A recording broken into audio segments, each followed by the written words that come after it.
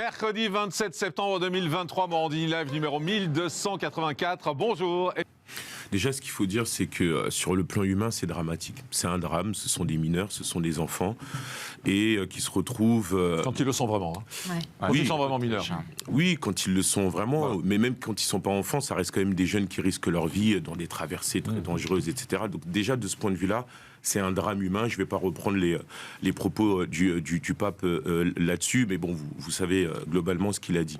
Ensuite, sur le plan purement factuel et en même temps sur le plan politique et administratif, les Marseillais qui disent c'est trop d'argent, on met trop d'argent, ça nous coûte trop d'argent, tous ces en fait, jusqu'à temps qu'on ait une véritable politique concrète là-dessus et courageuse, ça va continuer en fait de mobiliser des finances publiques, malheureusement. Ça ne résolvera jamais véritablement le problème si on n'est pas en capacité de mettre une véritable politique, un bilatéralisme en fait avec les pays dont sont ressortissants les personnes immigrées. En fait, il est là le problème, et je trouve qu'il y a une instrumentalisation politique sur la question de l'immigration qui ne va jamais chercher le problème. Dans les années 60, il y avait une immigration qui était mise en place notamment dans l'effort de reconstruction de la France, etc., et qui était méditerranéenne et parfois nord-méditerranéenne et puis ensuite subsaharienne.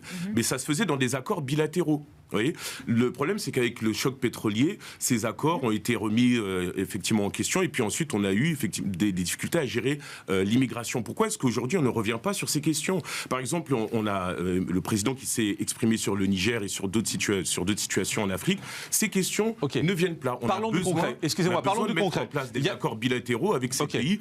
Vous allez comprendre où je veux en venir. Vous avez dit à l'instant que ces étrangers, en tout cas, viennent en France parce qu'ils y trouvent un confort, etc., sur le plan médical ou autre.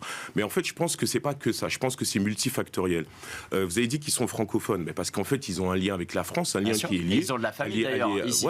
Mais c'est ce qui fait que plus on va en laisser venir, légaux ou illégaux, plus ils auront de raison de venir. Non, mais quand leur c'est les pauvres et qu'ils leur payent leur famille, moi quand je les interroge, ils me disaient en fait ma famille est en France. Si vous voulez le regroupement familial, on est en train de faire un transfert. Cher monsieur, le regroupement familial, c'est pas quelque chose que les immigrants ont inventé. On en a eu besoin effectivement pour cet effort de participation à l'économie française. Et est-ce qu'on en a encore besoin? Je pense qu'on en a besoin. Il y a plein du regroupement familial. Du regroupement familial. Je parle de l'immigration. On a des emplois en tension. Pour l'instant, il y a ça. D'accord, mais avant par de exemple, commencer à se demander si les illégaux pourraient le faire à leur place. La France est 13e au rang européen des nations qui accueillent des immigrés. Ça représente à peu près 5% en France. C'est pas si important que ça. Moi, je trouve que c'est beaucoup instrumentalisé sur le plan politique.